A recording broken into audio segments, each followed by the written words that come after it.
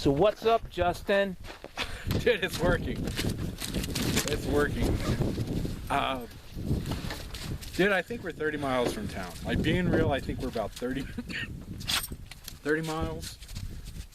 We didn't drive too fast, but what? It took us 45 minutes to get here or something? Yeah, about 45 minutes. Yeah, it's not a short drive, but I mean, town's off that way somewhere. The antenna is it's pointed right about this way, our dipole up in the air, right above the truck here. You guys probably can't see it.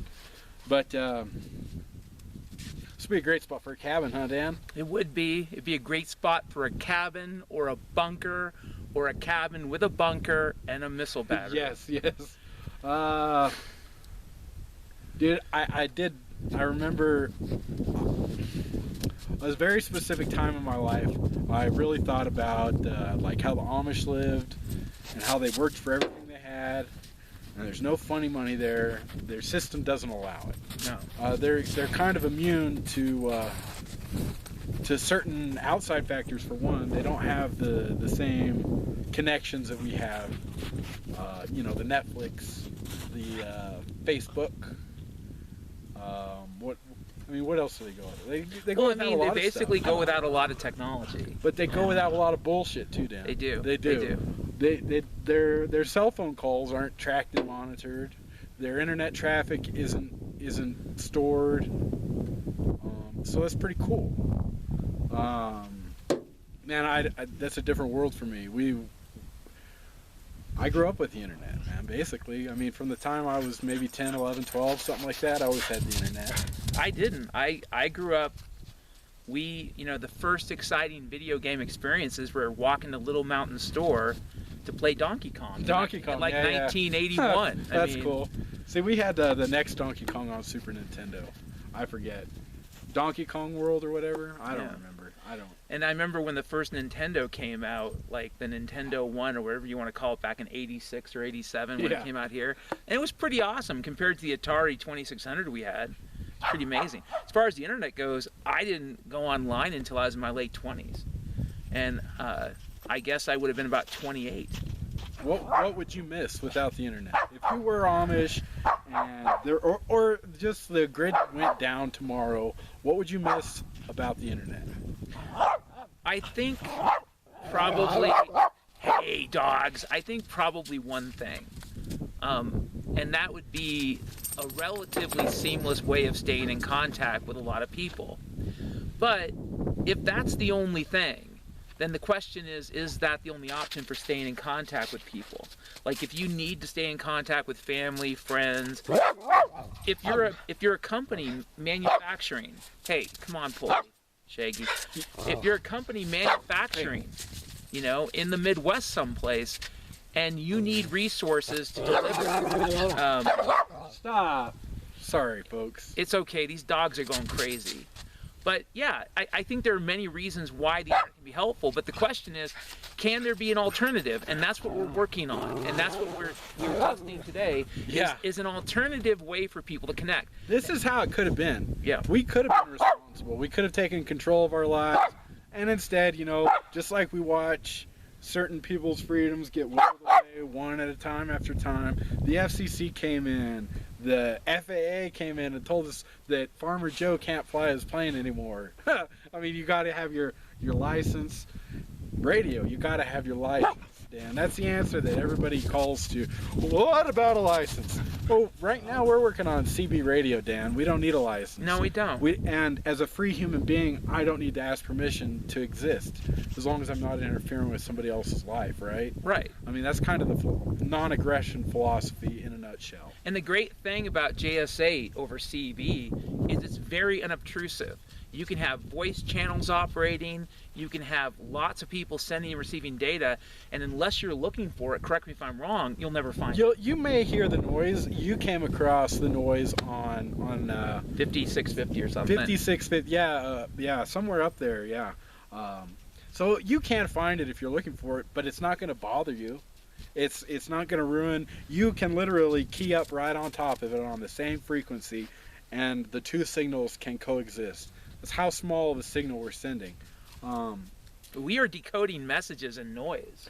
Yeah, okay. And so as far as communications, what somebody would want out of communications, we've got it right now, and it's on our own. And first off, we built it ourselves. We're using a technology that somebody else built. We're improving it. We're going to make it easier to use, and we're packaging it so it's a 1, 2, 3. Not a. I mean, we went through quite a process just to get up the antenna, right? I mean, Yeah. if there was a system that said came with an extendable whip, that would be way easier. But nobody's built that yet. Maybe that's why we're working on this project, huh, Dan? Well, that's the thing. We're working on this project too because right now we're building homebrew kits. The computer, the radio, and the software and peripherals to connect them together. But our goal is to build something called the RAD terminal. And the RAD terminal is going to be an all-in-one Linux operating system, open, available for you to play with if you want to. We're not going to sell you things that you can't fix. We're not going to limit.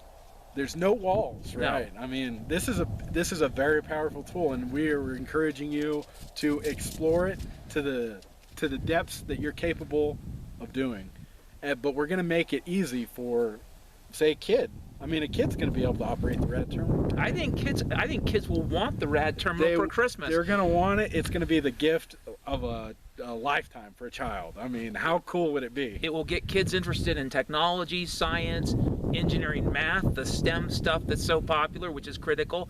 It's going to get kids excited about technology in a way that's empowering, not in a way of how am I going to take a TikTok video so I can be quasi-pornographic. It's going to be more like, Mom and Dad, I learned how to do something today. I learned how to do something cool today. I decoded a message. I spoke to somebody. I have a pen pal in Antarctica. That's crazy. South Africa. I mean, pick it. Right now we're in communication with Mexico, Juarez, right on the Rio Grande. Not directly, but from here to another station that connects me with Mexico. That's right.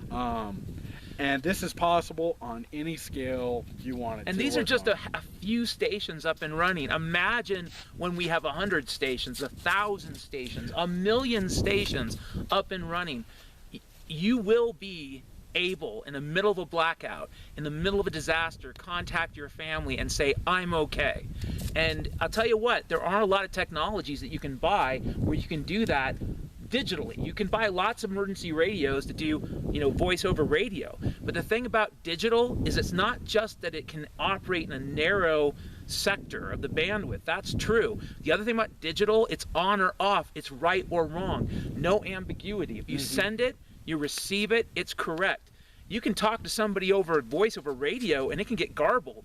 Digital will work or not, and when it's working, you get clear messages. And we've estimated, using the protocol we're working on, which rides on top of JS8, that we're going to do about 100 to 200 characters a minute. And that may not seem like a lot, but if you consider that this is like being able to tweet, one tweet a minute from the middle of fucking nowhere. From behind the Great Firewall. Yeah. From the wrong side of the Berlin Wall, Dan. That's right. There's no limits. If you were in China and you were being, blocked, everything's blocked, internet blocked, everything blocked. This is a way for a journalist in China to get out a true story. Because me personally, I think we're being completely fucking lied to about what's going on in China right now. I don't believe the monkey herpes, COVID, Rona crap. So I'd like to know the truth. This is a way for journalists to get the truth out. And other than jamming, there's nothing they can do. And the jamming doesn't work that great. And this works within. Now, okay, if you've got some over-the-horizon radar sitting right on top of you, you're going to have to change frequency. But this is a nimble system. It can get a message in and out really quick. We can work with encryption that we estimate minimum time to decode is a 3-hour window, and that's with the NSA supercomputer. That's right. If they designate a supercomputer to follow you around and decode your messages, you have a 3-hour window where it's a secret. And let's say there's 1 million people using this network. 1 million people with 1 million different sets of passwords. Then the answer is never. Never. No. The likelihood. That'll be gummed up. And this, okay, we've had the conversation. Do you remember when Google gave you the ability to encrypt a message? I posed a question to Dan. Was that message ever really encrypted? Did anybody bother to ask? I don't know. From my truck to another CB radio in Mexico, we can securely send an encrypted message via notes using a notes tool. Is it up now? I know we did a beta and maybe it worked and maybe it didn't. It's working, right? We have a crypt tool. It's working on notes right now, today. We can do this today.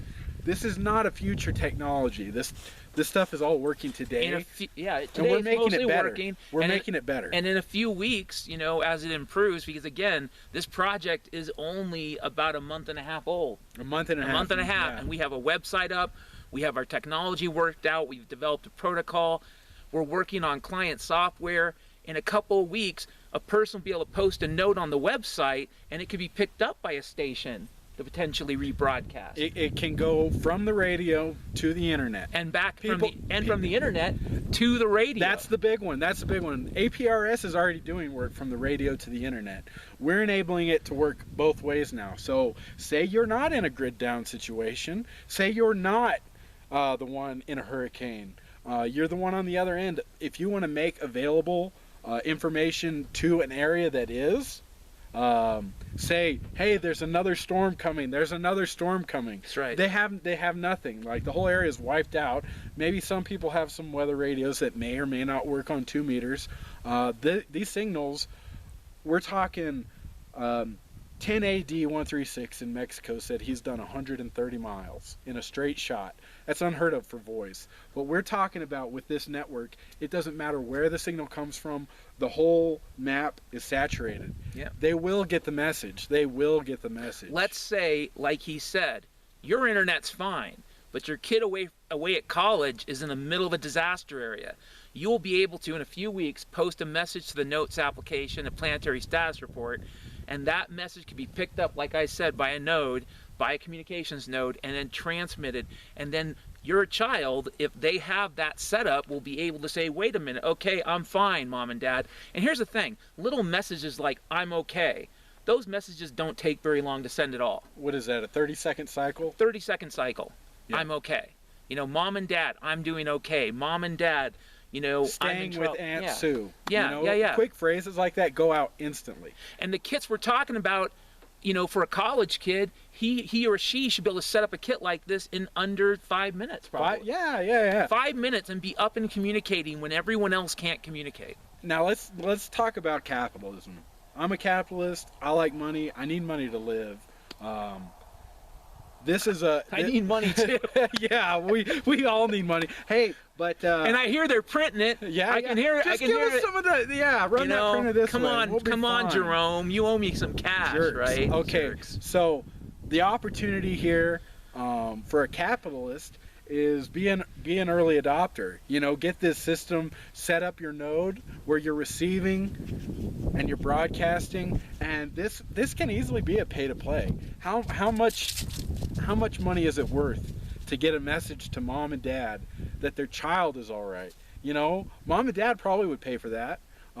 There's technologies out there that allow that to be facilitated. As well as this is an entirely new platform for advertising. This works a lot like a bulletin board, a public bulletin board. It does. Now, we've all seen it. You go to a bulletin board and you pin your business card. Hey, you need an estimate to have your roof done or have your tree cut down? Give me a call. So by owning one of these nodes gives you the opportunity to collect the same sort of advertising revenue, you know, in a regional area. You know, we haven't figured that out yet, but this is, I mean, that could be on you, it could be on us. We would be happy to help you make that work. And if you're out there and you have a lot of money and you might be out there listening to us, you have a lot of cash, you're fully invested. You Kevined out of the market. You sold it all. Yeah. You have all the money you need, but you don't know what to do with it. We are looking for investors. We're looking for people who are willing to enter at the ground level. We are What's a safe way for somebody to get in it on this? Virtually no risk. I would say the simplest thing to do would be become a member of the network and buy the equipment. Email us, planetarystatusreport@gmail.com, and we will get you set up with equipment. We'll set up the equipment, we'll purchase it, you'll give us the money to buy it, and we can set you up. That's the basic level. Okay, enter the network. A level up from that would be, do you have money to invest? Well, we're going to form an LLC, and at a certain level, we are going to have shares. People will be able to have a portion of the company. We haven't got to the business plan yet. It's in the works. Yeah. We're working our butts off, getting the hardware, the software all developed, the business plan, like all this stuff is a no-brainer to us. So the business plan is coming. We would like to raise, at least in the next few weeks, we would like to raise somewhere around $20,000. $20,000 in the next few weeks. If you Kevin'd out of the market and you have money, I can tell you with certainty, because I've been in this radio market for 2 years, trying to get equipment, coax cable, basic stuff. One way that you can invest in us, if your outlook on the future is anything similar to ours, is you can buy radios, you can buy Raspberry Pis, you can own them, and then you can sell them to us as we make our homebrew terminals. That's right. So that's a great way to get invested. We'll pay market value, market price for whatever kind of radio you have. If you can buy 10 Zygu G90s right now for $450, and in 3 months those are unobtainable, you set the price. Yep. We just need the radios. We're confident that we can move these products. It's a no-brainer. Guys are out there already building this stuff. It's very difficult. We're talking about configuring Raspberry Pis, talking about making these radios work so they don't burn up. Yep. It's a sensitive process, but if you go through step by step, we're creating the protocol to automate all this almost completely 100%. To include a very low impact on your radio, we're designing our protocol so that, like I said, right now we're targeting 100 characters a minute because we don't want to fry your radio. Yeah. So, I mean, we're broke. I have radios that I've bought through the years. We're using the Bearcat right now that I bought a couple of years ago. I don't want to burn up a single one of my radios. We can't afford it. We don't want to burn up any radio. No. That includes any radio that happens to wander onto the network, which you could do. Again, there's nothing stopping you from joining us out here all on your own. But radios are affected. It is a network. They do rely on each other, and we're not looking to do any harm. In fact, we're looking to do the opposite. And we do think that this project is a real improvement to any sort of system that we have now. And let me give you an idea of the future, okay? We're starting here. If we had been here in 1978, right now we would be using devices that would be way beyond what we have in terms of mobile devices and cell phones. But we're at right now. A few years from now, we're going to be using higher frequencies. We're going to be experimenting with technologies that will allow us to shrink the size of the radio, the RAD terminal overall. Our goal is 10 years from now, you could carry a device with you that would be a computer, the radio, and even though it could connect to the internet or some intranet, it doesn't have to. It will always be capable of connecting through some selected set of frequencies. All of this is in the roadmap, and frankly, some other things we can't talk about because they're too advanced. If you're out there and you're excited about the possibility of really doing something optimistic, and it really is optimistic. It is. Making sure that everything doesn't turn to shit just because people can be shit. What we want to do is help maintain what we would call civilization, and one way to do it is maintaining communication. So we have a roadmap going out that goes way beyond these initial products. If you have the money, and I mean a lot of money, please contact us, because we do want to form an LLC. We do want to get the business going, and we're going to be local. We're going to try to source local. We will employ people local, and instead of talking about STEM, which is, I'm from Seattle, and they talk about STEM and all day long, and then they ship in folks, and again, this isn't about where people are from, but they ship in folks who they actually give the engineering jobs. We're not going to do that. We're going to try to actually source local so that Americans, so that people here in our country, our community, can get engaged with engineering and problem solving again. No more learned helplessness, right? Exactly. The jobs that we're talking about would be well-paying jobs. They'd be right here where we're at. You know, wherever we are at is where we're at. That's right. And this is our home. We live here. And we want the best world that we can live in. That's right. And we have the future is bright. There's a lot of ways to be pessimistic about everything going on, but right, we're working, bringing back freedom into people's lives, letting people be accountable. Like it's going to be in their own hands, Dan. That's right. It's more responsibility. Yes, you're right. It's not as easy to use as a cell phone, but when you join us on this journey, you are empowering yourself. And we're going to make it as easy to use as possible while at the same time educating. We will educate you. If you have questions, we'll answer them. We don't have all the forums up yet. We don't have all the videos up yet. But as we learn, we're going to share. Yep.